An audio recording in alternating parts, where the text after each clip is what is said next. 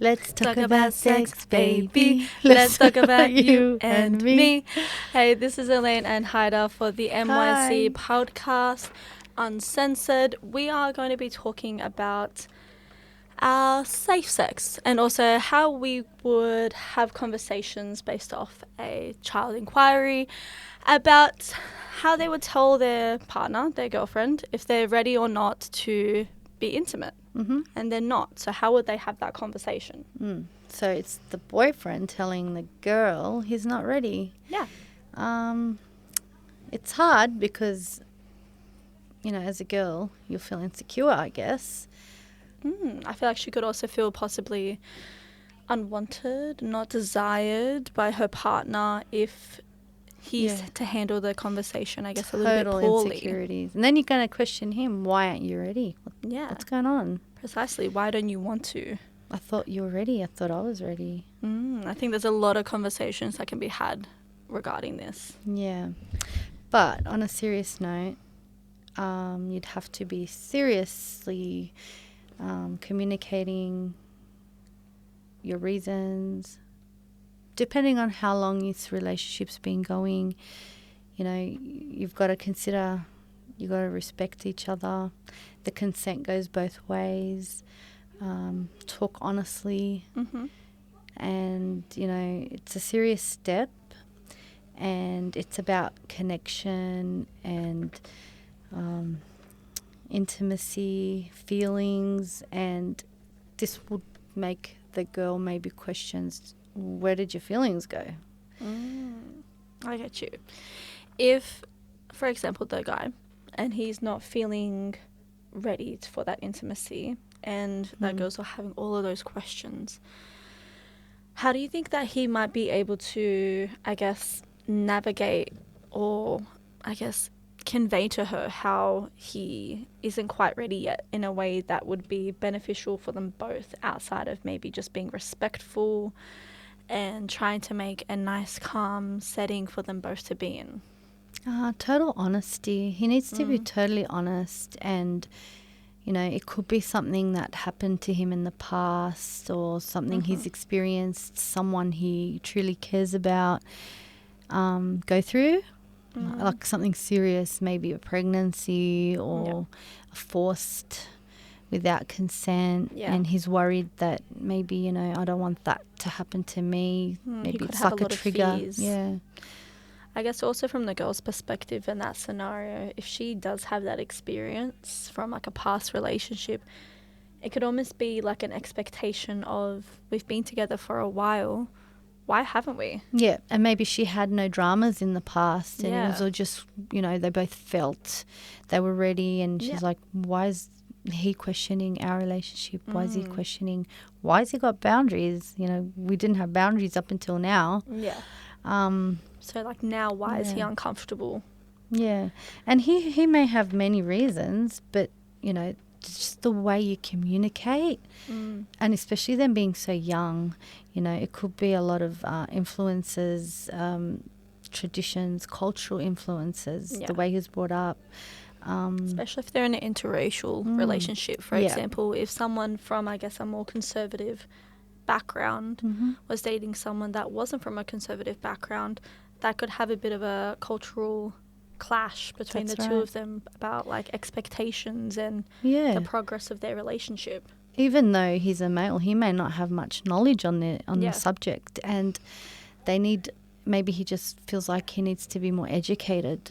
Especially if that's like considered a taboo within that culture itself to, I guess, have. Maybe he's embarrassed. Like non-married sex or anything like that. It could be very taboo and something that he's not comfortable with because of that. Yeah, and maybe he has no access to condoms. Maybe something so simple like that. But obviously, open, clear communication, respect will help navigate this conversation and see where it goes and what boundaries need to be placed and what boundaries they may not want to have. Yeah. After speaking, he may feel comfortable and think he's ready, but it all comes down to how they communicate this.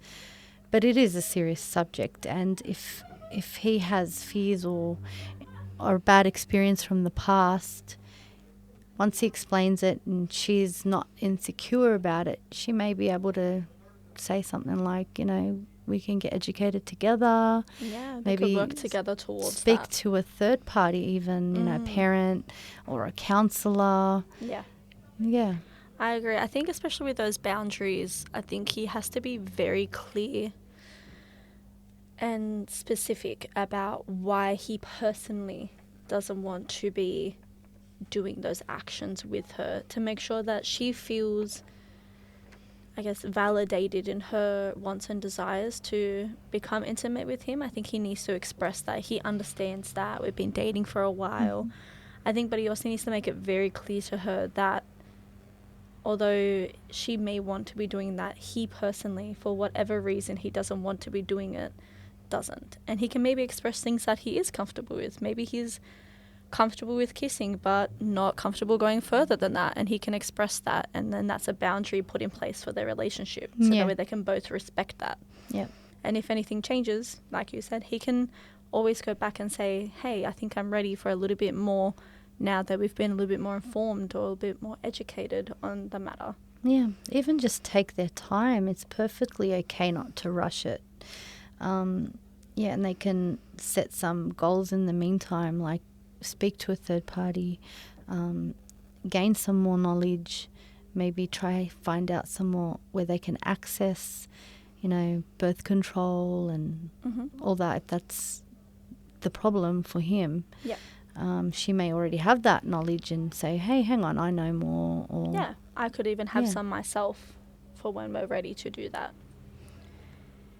If we were to say, for example, they were ready to go down that road of I'm now able to and I want to be able to be a little bit more intimate, how do you think that they could possibly start with that process? Well, do you think it would have to be another conversation of them sitting down, going over those boundaries that they previously set, and then discussing about maybe where they could progress on, things that are still a very hard no? Yeah, and they can also explore alternatives that may make it comfortable or easier to become more intimate, and, you know, talk about the safe sex. Talking about safe sex, as in what constitutes safe sex between the two of them, so consent for each individual act that they're doing. So even if they're comfortable kissing and that's been a boundary, that's been okay. Yeah, and ask if they were going to go a little bit further, hey, can I touch you there? In case someone's changed their mind, you know, are you okay? I don't. The moment I has just this want changed. your consent. You know, are you ready? You've got what you need. You're on birth control. Or she's forgotten to take it. You know, just communicate along the way. I'd also think that a conversation that could really help him and her together would be that if she or he asked her about maybe her sexual history.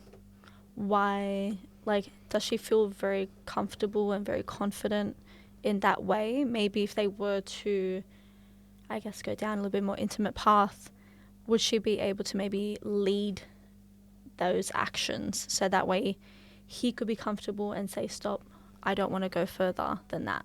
So that way that conversation can go that way.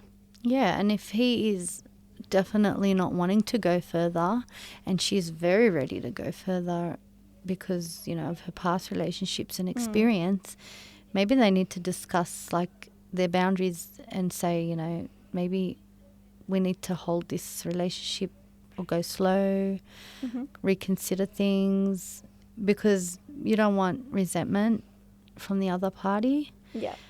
Being so young, and maybe they've got expectations because of influences around them. Yeah. That could put pressure on their relationship. And if they do have enough respect for each other, you know, obviously it'll go positively. Yeah. And if they don't, they may need to have to slow it down or reconsider the relationship.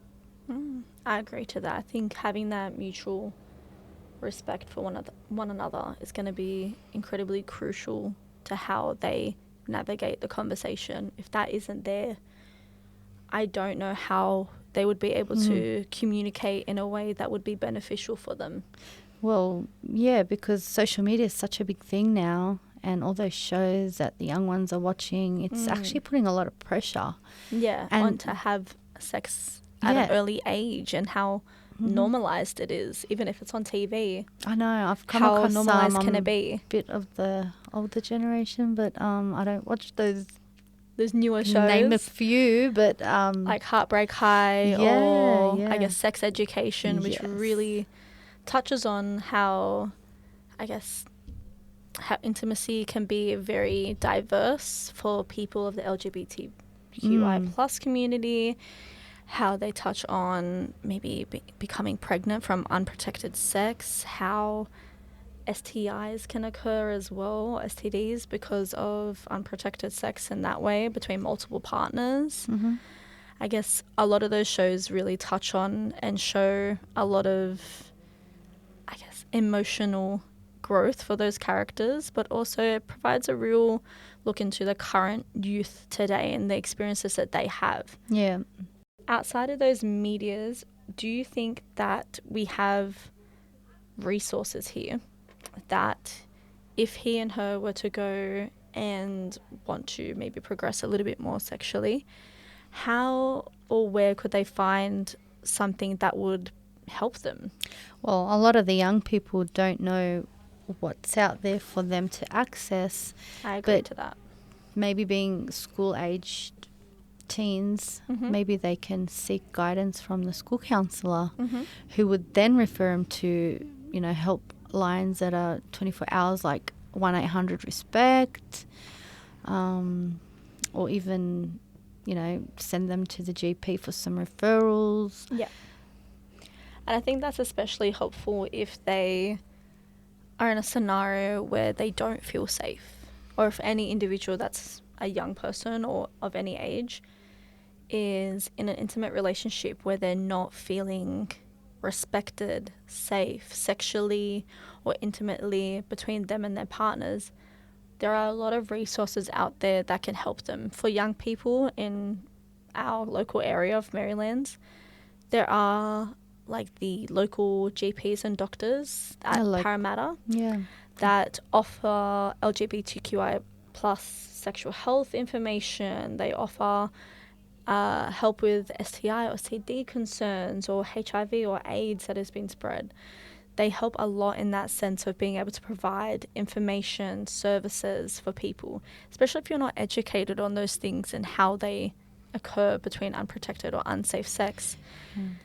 It can be a lot to try to research on by yourself. You might not even be researching the correct thing. Yeah, so and you might not even have the confidence to, mention this or ask for guidance from your parent or a relative. You could be feeling really scared, shamed, embarrassed. And reaching out to those services can be confidential if you would like as well. So that way it could be private between you and your doctor, and you don't have to actually inform a lot of people on it. It can be a lot more discreet if you do need assistance as well. I guess also along the lines of keeping it safe and protected with their sex, we have a lot of options nowadays that can help kids and young people and adults stay protected. There's condoms, there's birth controls, there's IUDs, there's dental dams for oral sex. There's so many different things that we could be doing that I don't feel like is shared enough within our own classrooms and our own educational platforms. And I think that maybe if we begin really setting things up in that way, a lot of kids will have a lot more information on accessible protections and safe sex and the signs and symptoms of any STDs or STIs, and what they should look for things that might not have been there before and are now. Yeah, safe sex is very important, and the knowledge, you need to seek it. It's not, I think, what year was it that they teach in high school, or was it primary school? I think it starts in about year 7 or 8 PE classes now, they start teaching a little bit about But sexual anonymity, but it's not how much a lot. attention do these young ones pay until it's serious in their life? You also got to think a lot of young boys are going to be taking that classroom setting very jokey because they don't take it as a serious, intimate matter. And some girls do as well. They think it's, well, that's not going to happen to me if that does. Yeah. Like nothing bad is going to happen to me. Yeah. And it could be you. You never know. Yeah, well, it is like, for example, this scenario here where he isn't ready, but she is. They may actually say, hang on, there was a lot of information. We didn't pay attention. Yeah. There is something out there, but let's gain some more knowledge. Maybe we can do it together. We can do it separately. I mean, now you can Google anything. You know, True. Just one number will lead you to many other services, and they might want to take that time before, taking that next step. If they were to take that next step and it didn't go positively, and for example, although he had agreed to it, he then backed out because he got too scared or he was too nervous about what was going to happen, what do you think that he could possibly do in that sense to kind of touch on it and get a bit of a deeper understanding as to why he's so uncomfortable with the idea of it or even trying to do it? Well, that would be a real test on their relationship because, if you can't be honest and communicate to that person who you care about and cares about you, and she doesn't respect those boundaries, and respect no means no, then they're going to realise there's an issue there. But these kids need to know that, they've got a choice, and they do have support out there, and they need that confidence, and the boundaries need to be really set and clear with that other person. And it's a hard situation if the other's not going to respect it.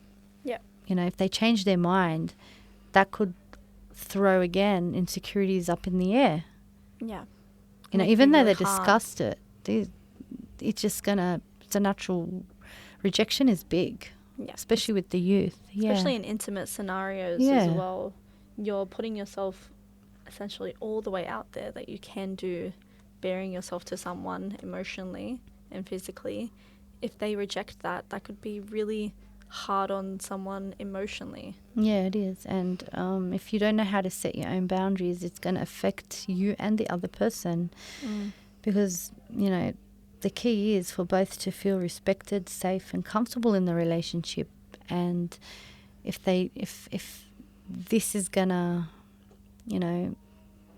make the other person feel insecure and they not know how to communicate it, and one is, wanting and the other one isn't, then they may need to question this relationship. Maybe it needs to go on a break. Because if they are exploring other alternatives and it's still not enough for one. Yeah, they might not just be matching in that way. And that could be really upsetting and really a hard thing to kind of handle, especially as a young person.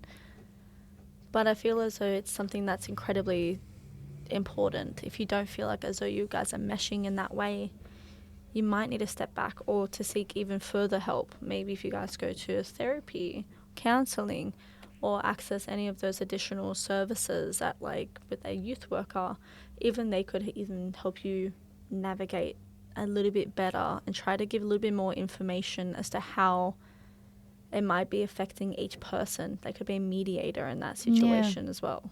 Yeah. If not a trusted adult, maybe it doesn't have to be one of their parents. It could be someone they know. Just a role model that could really help them. Yeah, it's definitely important to talk about it, to identify what the actual issue is. Yeah. Maybe they don't want to talk about the past, but then the other person's just got to respect. The past informs the future, though. So you got to touch on the past to be able to move forward, I think. And if they're both feeling really stuck in their relationship because of things that could be happening in the past, those things might need to be addressed and brought up to be able to go forward. Yeah, they've got to seek that help, from a professional or an adult who can give them the tools to overcome this Obstacle? time and obstacle in their relationship.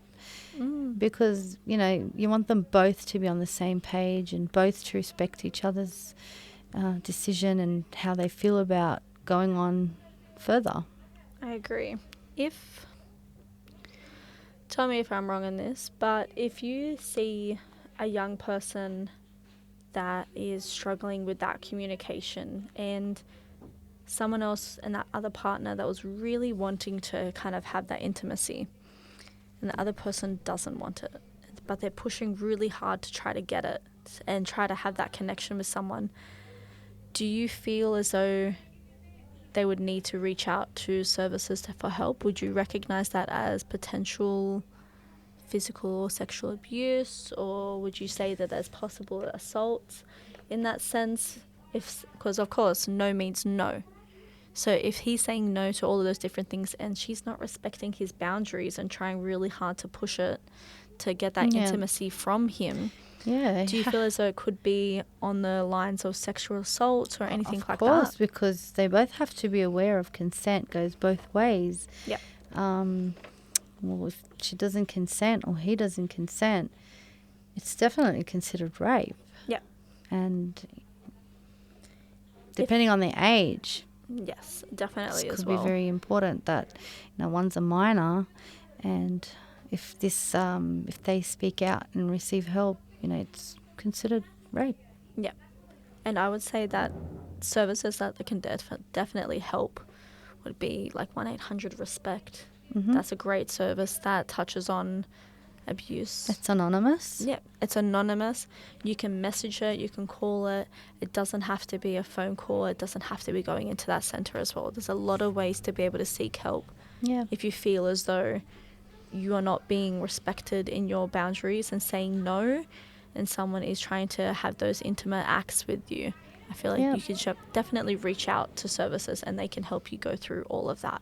A lot of the youth don't realise that there's a youth centre local to them where they can access all kinds of help and information and be even referred out to counselling. Yeah. If the school doesn't have that service. I would say that sometimes, though, as young people, it can be hard to even identify specifically what that is. Like, what does it mean to have your boundaries and no's not be respected? Sometimes some sexual assault doesn't necessarily come across in ways that are so obvious. Sometimes they come across as ways that are a lot less obvious. I would say for any girls, if you feel like you're being sexually harassed, even if it's just unwanted comments that are repeated towards you, that's sexual harassment. Inappropriate touching to you, that's sexual harassment. Yeah, and you got to set those boundaries and know your rights, because there's a lot of influences that males or females can have from culture, the way they're brought up, the way they grew up in their families, what was accepted, what wasn't accepted, and what is acceptable age-wise. Yeah.